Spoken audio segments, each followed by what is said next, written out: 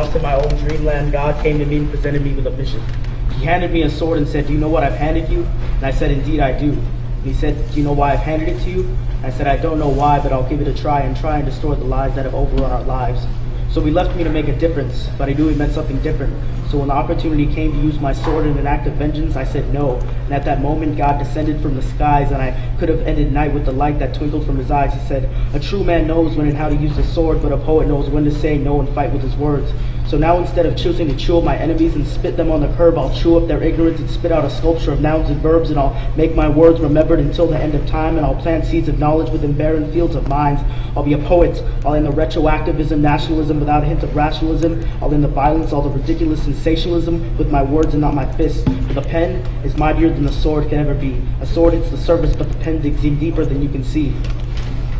God said, "You're a writer. You can give people the scoop or rally the troops or inspire young minds chained to their front stoops to emulate you and lead revolution and make a victim of fate question thoughts of retribution. You can end all the keep it realism, violence, sensationalism. So break the cycle of denying yourself.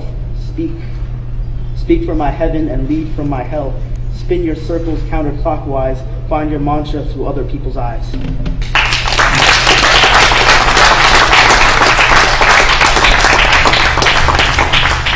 Thank you, Jonathan. Coming up to the stage next, we have a shout repeat for you. Rich is going to grace us with